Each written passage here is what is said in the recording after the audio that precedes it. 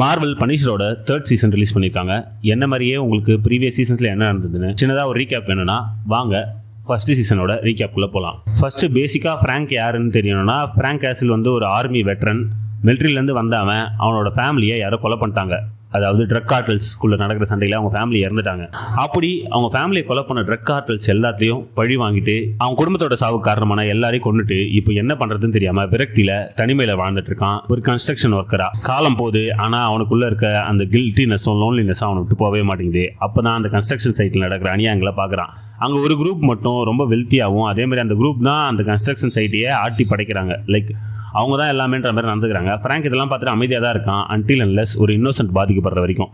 அதாவது ஃப்ராங்க் மாதிரியே அங்கே நியூவாக ஜாயின் பண்ண ஒருத்தனை அவங்க கூட்டிகிட்டு போய் அவங்களோட திருட்டு வேலைக்கு யூஸ் பண்ணுறாங்க. அவங்க என்ன பண்ணி இவ்வளோ காசு சம்பாதிக்கிறாங்கன்னா, லைக் இந்த கேசினோஸ்லாம் இருக்குல்ல, இல்லீங்களா கேம்பிளிங் பண்ணுற இடங்களுக்குலாம் போய் அவங்கள மிரட்டி அங்கே இருக்க காசு மொத்தத்தையும் கன் பாயிண்ட்ல எடுத்துன்னு வராங்க. இப்படி அந்த புது பையனை கூட்டின்னு போகிறாங்க ஒரு இடத்துக்கு. அப்போ அந்த பையன் லைட்டாக மிஸ்டேக் பண்ணிடுறான். அதனால அந்த பையனை கொலை பண்ண ட்ரை பண்ணுறாங்க. அப்போ ஃப்ராங்க் உள்ளே இறங்கி அந்த கன்ஸ்ட்ரக்ஷன் சைட்டில் இருந்த ஒர்க்கர்ஸ் எல்லாரையும் கொலை பண்ணுறது மட்டும் இல்லாமல், அந்த கேம்பிளிங் பண்ணாங்கல்ல அந்த கேங்ஸ்டர்ஸ் எப்படியா இருந்தாலும் ஃபியூச்சரில் இவனை தேடி வருவாங்க, இவனுக்கு ஆபத்துன்னு தெரிஞ்சு அவங்க அந்த கேங்ஸ்டர்ஸ் எல்லாருமே கொலை பண்ணிடுறான். கொலை பண்ணிட்டு சரி இந்த வேலையை வேணா மயிரும் வேணான்னு கிளம்பி அவனோட ஃப்ரெண்டை பார்க்க போறான். அவனோட ஃப்ரெண்டு கர்டிஸும் ஃப்ராங்க் மாதிரி ஒரு ஆர்மி வெட்டரன் தான். அவனுக்கு ஆர்மியில சண்டை போட்டு அவனோட காலில் அடிபட்டு இருக்கு. ஸோ கர்டிஸ் இப்போ என்ன பண்றான்னா, சின்னதா ரீஹாப் மாதிரி ஆர்மி வெட்டரன்ஸ்க்குலாம் ரீஹாப் நடத்திக்கிட்டு அதே மாதிரி வேற வேலையை பார்த்துட்டு வாழ்ந்துட்டு இருக்கான். அங்க ஃப்ராங்க் போய் லைஃபை பத்தி பேசிட்டு எனக்கு என்ன பண்றதே தெரியல, அடுத்து நான் வேற சிட்டிக்கு போலான்னு இருக்கேன்னு சொல்லிட்டு அங்க வந்து கிளம்புறான். அப்போ கர்டிஸ் சொல்றான், டேய் நீ என் கூட வந்துடுறேன்டா, இந்த மாதிரி ரீஹாப்ல வேலை செய்யி நீ என் கூட ஒர்க்குக்கு வானே. ஃப்ராங்க் இதெல்லாம் எனக்கு செட் ஆகாதுடா, என்னால் இதுக்கு மேலே நார்மலான வாழ்க்கையே வாழ முடியாதுன்னு சொல்லி அங்க வந்து கிளம்புறான். கட் பண்ணா FBI அங்க மல்தானின்ற ஏஜென்ட் புதுசா ஒரு கேஸை கையில் எடுக்கிறாங்க. அதுதான் ஆப்கானிஸ்தான்ல ஒரு ஆபீசர் கொல்லப்பட்ட கேஸ். இது வந்து ஒரு வார் கிரைமா இருக்கிறது மட்டும் இல்லாம ஆபரேஷன் செரிப்ரஸ் வந்து ரெக்கார்ட்ல இருந்து அழிக்கப்பட்டிருக்கு. அது ஏன் அழிக்கப்பட்டிருக்கு, எதுக்கு இந்த ஆபீசர் கொல்லப்பட்டாருன்ற கேஸை மல்தானி எடுத்து கண்டினியூ பண்றா. அவளுக்கு ஒரு அசிஸ்டன்ட்டும் இருக்கான். இவங்க ரெண்டு பேரும் இந்த கேஸில் இறங்கி இன்வெஸ்டிகேஷன் கண்டினியூ பண்ணுறாங்க. நெக்ஸ்ட் ஃப்ராங்கோட 3வது ஃப்ரெண்ட் விச் இஸ் பில்லி. பில்லி வந்து யாருன்னா, பில்லி, கர்டிஸ், ஃப்ராங்க் இவங்க 3 பேர் தான் ஆர்மியில் க்ளோஸாக இருந்தவங்க. பில்லி இப்போ என்ன பண்ணுறான்னா பிரைவேட் செக்யூரிட்டி ஏஜென்சி வச்சு நடத்துறான். இந்த மாதிரி பெரிய பெரிய விஐபிஸ் பாதுகாப்பு கொடுக்குறது இதெல்லாம் தான் இப்போ பில்லியோட வேலையாக இருக்கு. பில்லி வந்து கர்டிஸை போய் மீட் பண்ணுறான். உனக்கு இப்போ போது, உனக்கு எதனா ஃபினான்ஷியலாக ஹெல்ப் பண்ணணும்னா சொல்லு, அப்புறம் ஃப்ராங்க் நீ மிஸ் பண்ணுறியா, அந்த மாதிரி ஜென்ரல் டாக்ஸ்லாம் போகுது.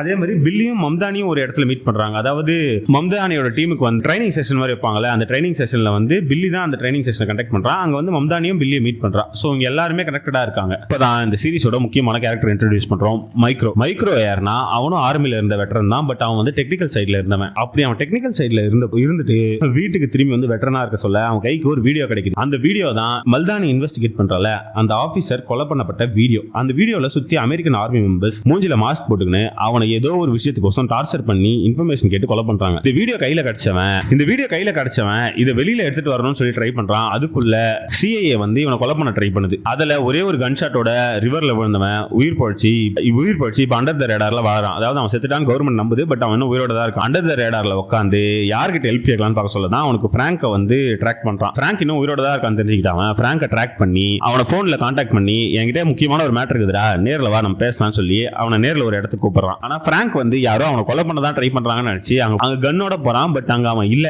அவன் வந்து ஆப்போசிட் பில்டிங்ல இருந்து ஃப்ராங்க் என்ன பண்றான்னு வேடிக்கை பார்த்துட்டு போயிட்டு ஃப்ராங்க்கு கால் பண்ணி நைட்டு வேற ஒரு இடத்துக்கு வர சொல்றான். சரி, அந்த பில்டிங்ல இருந்து கிளம்புற ஃப்ராங்க் நைட்டுக்கு என்ன பண்ணலாம் பிளான் பண்ணிட்டே வர சொல்ல ஒரு கார் வந்து அவன் மேல இடிச்சிடுது. அந்த கார் யார் எடுத்துன்னு பார்த்தா மைக்ரோட ஒய்ஃப் ஓடுது. ஸோ மைக்ரோட ஒய்ஃப் வந்து ஃப்ராங்கை வீட்டுக்குள்ள கூப்பிட்டு அவனுக்கு ஃபர்ஸ்ட் எய்ட் பண்ணி அனுப்பிச்சு வைக்கிறா. இதை பார்த்த மைக்ரோ இன்னும் காண்டாகிறான். நைட்டு உன்னை எப்படின்னா தூக்குறேன்டான்னு சொல்லிட்டு பிளான் போடுறான். நைட்டு ஃப்ராங்க் என்ன பண்றான்னா, கர்டிஸை கூப்பிட்டு நீ வந்து மேலே ஸ்னைப்பரா இருந்து அவன் என்ன பண்றான்னு பாடுறான்னு சொல்லி அந்த ஏரியாவை வாட்ச் பண்ண விடுறான். ஃப்ராங்க் வந்து அந்த இடத்துக்கே வரல. கர்டிஸ் வந்து மைக்ரோவை கூப்பிட்டு இதை பாடுறா, இதான் ஃப்ராங்கோட சமாதி, ஃப்ராங்க் செத்துட்டான், நீ நம்மளால இதான் நிஜம்னு ஃப்ராங்க் உயிரோடு இல்லைன்னு மைக்ரோ கன்வின்ஸ் பண்ண விரும்புறான். பட் மைக்ரோ சொல்றான், நான் அவனை வாட்ச் பண்ணிட்டு தான் இருக்கேன், அவன் உயிரோடு இருக்கான்னு எனக்கு தெரியும், அவனை வர சொல்லுன்னு. பட் கர்டிஸ் அங்கேருந்து மைக்ரோவை ஏமாத்திட்டு எஸ்கேப் ஆயிடுறான். சரி, வேற வழி இல்லைன்னு மைக்ரோ தான் ஒளிஞ்சு இந்த இடத்துக்கு திரும்பி போறான். ஃப்ராங்க் அவனை ஃபாலோ பண்ணி அந்த இடத்துக்கு வந்துடுறான். மைக்ரோவை பிடிச்ச ஃப்ராங்க் வந்து அவனை டார்ச்சர் பண்றான், எதுக்கு என்ன தேடினேன், எதுக்கு என்ன ஃபாலோ பண்ணனு. அப்போ மைக்ரோ ஒரு விஷயத்த சொல்றான், இங்க இருக்க மொத்தம் ரெக்கார்ட் ஆயிட்டு இருக்கு, நான் 1 மணி நேரத்துக்கு ஒரு தடவை போய் கோடு போடலாம், இது எல்லாமே ஆன்லைன்ல வந்துடும்டா அப்படின்னு சொல்லிட்டு சரி போய் கோடை போடுன்னு சொல்லிட்டு கோடை போடுறான். அதுக்கப்புறம் ஃப்ராங்க் மறுபடியும் மைக்ரோவை டார்ச்சர் பண்ணி கேட்குறான். அதுக்கப்புறம் மைக்ரோ வந்து முன்னாடி நடந்த விஷயங்கள்லாம் சொல்கிறான். வீடியோ தங்கைக்கு வந்தது எப்படி, நான் வந்து எல்லா கவர்மெண்ட் செக்யூரிட்டி சிஸ்டம்லாம் ஆக்ட் பண்ணி பார்த்துட்டேன், ஆப்ரேஷன் செரிப்ரஸ்னே ஒன்று நடந்ததா இல்லை, பட் இவங்க ஆப்ரேஷன் செரிப்ரஸ்ன்னு சொல்லி தான் அந்த ஆஃபீஸரை கொலை பண்ணியிருக்காங்க, அதுவும் இல்லாமல் என்னையும் கொலை பண்ண ட்ரை பண்ணாங்க, அதனால தான் இப்போ நான் அண்டர் தி ரேடாரில் இருக்கேன்னு எல்லா விஷயத்தையும் சொல்லிடுறான். ஃப்ராங்க் வந்து இருந்தாலும் அவனை முழுசாக நம்ப மாட்டேறான். அப்போ தான் நமக்கு ஃப்ளாஷ்பேக் கட் பண்ணுறாங்க. ஃப்ளாஷ்பேக்கில் அந்த ஆப்ரேஷன் செரிப்ரஸ்ன்ற மிஷினை வந்து ஃப்ராங்க் வேணான்னு தான் சொல்கிறான். பட் அவனோட சீனியர்ஸ் தான் அது எவ்வளோ ரிஸ்க்காக இருந்தாலும் நம்ம பண்ணியே ஆகணும்னு ஃப்ராங்கையும் அவனோட டீமையும் புஷ் பண்ணி கொண்டு போய் டேஞ்சரில் விட்டுறாங்க. லைக் ஃப்ராங்கும் அவனோட ஃப்ரெண்ட்ஸும் சுற்றி மலைகளாக இருக்க இடத்துல மாட்டிக்கிறாங்க. அவங்களால எஸ்கேப்பும் ஆக முடியல. ஆப்போசிட்ல எனிமி கேங்கும் அவங்கள சரௌண்ட் பண்ணிடுறாங்க. வேற வழியே இல்லாமல் ஃப்ராங்கும் அவனோட டீமும் ரொம்ப கஷ்டப்பட்டு அங்கேருந்து தப்பிச்சு வராங்க. ஃப்ராங்க் மட்டும் அன்னைக்கு 24 பேரை கொலை பண்ணுறான். இவ்வளோ இக்கட்டான மிஷின்லேருந்து வெளில வந்த ஃப்ராங்க்கு அவனோட ஆஃபீஸரை பார்த்து இஷ்டமயிருக்கு திட்டுறது மட்டும் இல்லாமல் ஃப்ராங்க் வந்து அவனோட சீனியர் ஆஃபீஸரை போட்டு அடின்னு வச்சிடறான். அது ஒரு பெரிய பிரச்சனையாக ஆயிடுச்சு. இதுக்கப்புறம் தான் அவங்க வந்து அந்த ஆஃபீஸரை கொலை பண்ணுறாங்க, ஆப்கானிஸ்தான் ஆஃபீஸரை. அப்போ ஃப்ராங்க்கும் அந்த ஆப்கானிஸ்தான் ஆஃபீஸர் கொலை பண்ணப்பட்ட இடத்துல இருக்கான் மாஸ்க் போட்டுட்டு. ஃப்ராங்க் தான் இன்ஃபேக்ட் அந்த ஆஃபீஸர் எடுத்து போய் புதைச்சதும் கூட. இப்படி 2 பேரும் மாறி மாறி அவங்களோட கதைகளை எக்ஸ்சேஞ்ச் பண்ணிக்கிறாங்க. மைக்ரோ இதான் சாக்குன்னு சொல்லிட்டு ஃப்ராங்கை ஒரு செடேட்டிவால குத்தி மயக்கம் போட வச்சுட்டு அந்த சேர்ல இருந்து எஸ்கேப் ஆகிறான். எஸ்கேப் ஆன மைக்ரோ ஃப்ராங்க் தெரிஞ்ச அப்புறம் அவங்க கிட்ட சொல்றான், இது பாரா உன்ன மாதிரியே நானும் ஜஸ்டிஸ் கோர்ஸ் தான் போராடுறேன், இது பின்னாடி யார் இருக்காங்கன்னு கண்டுபிடிக்கணும், தான் என்னோட ஆசையம், நம்ம 2 பேரும் சேர்ந்து ஒர்க் பண்ணா இது ஈஸியாக முடிக்கலாம்னு சொல்றான். ஃப்ராங்க்கும் கடைசியில் கன்வின்ஸ் ஆயிடுறான். ஸோ அவங்க 2 பேரும் சேர்ந்து இந்த கேஸில் ஒர்க் பண்ண ஆரம்பிக்கிறாங்க. பட் ஃப்ராங்க் ஃபர்ஸ்ட் என்ன சொல்றான்னா, நமக்கு இந்த கன்ஸ் இந்த வெப்பன்ஸ்லாம் பத்தாது, நமக்கு பெரிய பெரிய கன்ஸ் அண்ட் வெப்பன்ஸ் வேணும், ஏன்னா நம்ம போறதுலாம் பெரிய பெரிய ஆளுங்க, முதல்ல ஒரு வெப்பனைஸ்ட் பண்ணுவோம், இந்த ஊருக்குள்ள யார் யாரெல்லாம் வெப்பனை கடத்துறாங்கன்னு எனக்கு தெரியும், அவங்க கிட்ட இருந்து வெப்பன்ஸ் திருடுவோம்னு சொல்லி ஒரு டீலரை பிடிச்சி என்னைக்கு நம்ம ஊருக்குள்ள கன்சைன்மெண்ட் வருதுன்னு கேட்டு அந்த ட்ரக்கை ஃபாலோ பண்ண போறான். Back to FBI. மம்தானியும் அதே ட்ரக்கை சீஸ் பண்ண தான் ட்ரை பண்றா. அவளும் வெப்பன்ஸ் டிவிஷன்ல ஒரு ஆளா தான் இருக்கா. ஸோ இந்த மிஷினை அவளும் நடத்தணும்னு நினைக்கிறா. 2 பேரும் பார்ட்ஸ் கிராஸ் ஆகுது. அதாவது FBI வந்து அந்த ட்ராக்கை சீஸ் பண்ணதுக்கு முன்னாடி மைக்ரோ வந்து அவங்களோட கம்யூனிகேஷன்ஸை கட் பண்ணிடுறான். ஆக்ட் பண்ணி ஃப்ராங்க் உள்ள இறங்கி மொத்த வெப்பன்ஸை சீஸ் பண்ணிடுறான். பட் மல்தானி விடாம ஃப்ராங்கை சேஸ் பண்ணிட்டு போறா. அப்போ ஒரு ஆக்சிடென்ட் ஆயிடுது. அதுல மல்தானிக்கு சரியான அடி. ஃப்ராங்க் அவளை சாவ விடாம அவளை அங்கிருந்து காப்பாத்தி கார்ல இருந்து வெளில எடுத்து போட்டு போயிடுறான்.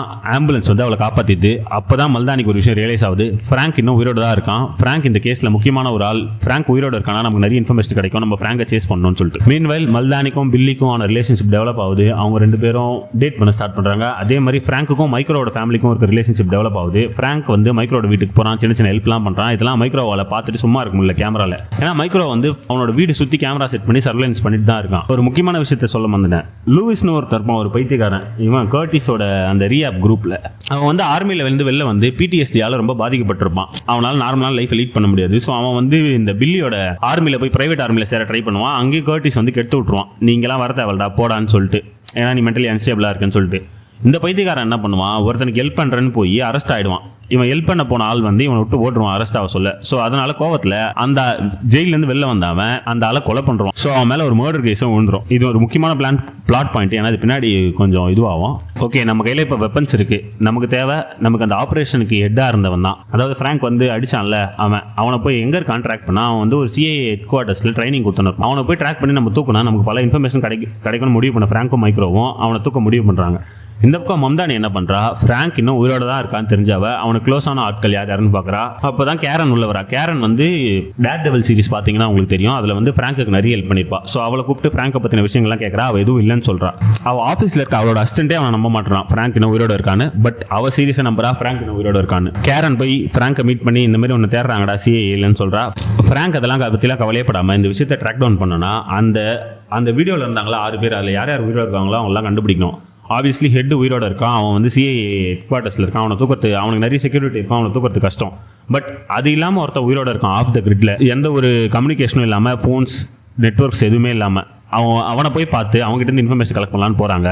பட் ஃப்ராங்க் போகிற அதே டைமில் CIA ஹெட் அதான் சொன்னல, அவனும் வந்து அங்கே ஆட்களை அனுப்புகிறான். ஏன்னா இன்னும் அவன் மட்டும்தான் மிச்சம் இருக்கான், அவனையும் கொண்டுட்டா அவங்க பண்ண தப்புக்கு எந்த ஆதாரமும் இருக்காதுன்னு சொல்லிட்டு அங்கே ஒரு பெரிய சண்டையே நடக்குது. அந்த சண்டையில் ஃப்ராங்க்குக்கும் அடிபட்டுது. ஃப்ராங்க் பார்க்க வந்த அந்த ஆர்மி மெம்பர் இவன் குரூப் மெம்பரும் செத்துடுறான். ஃப்ராங்க்குக்கு பலத்தை அடிபட்டு மயக்கம் போட்டு விழுந்துடுறான். பட் விழுறதுக்கு முன்னாடி ஃப்ராங்க் வந்து அடுத்து உன்னோட தேடி தாண்டா வருவேன்னு சொல்லி கேமராவை பார்த்து CIA ஹெட் கிட்ட சொல்லிட்டு தான் கீழே வரான். அவனை மைக்ரோ கூப்பிட்டு போய் பத்திரமா வச்சு ட்ரீட் பண்ணுறான். அவனால் காப்பாற்ற முடியலன்னு சொல்லிட்டு கர்டிஸ் கிட்ட போய் நான் ஃப்ராங்கோட ஃப்ரெண்டு தான், ஃப்ராங்க்கு பயங்கரமாக அடிபட்டுருக்குன்னு சொல்லி ஃப்ராங்க் கிட்ட கூட்டின்னு வந்து அவனுக்கு அந்த அடிப்பட்ட இடத்துல தையல் போட்டு ஃப்ராங்கை காப்பாற்றி உயிர் பழக்க வைக்கிறாங்க. உயிரோடு இருந்த ஃப்ராங்க் வந்து இப்போ ரொம்ப வீக்காக இருக்கான். ஸோ அவனை ரெஸ்ட் பண்ண வைக்கிறாங்க.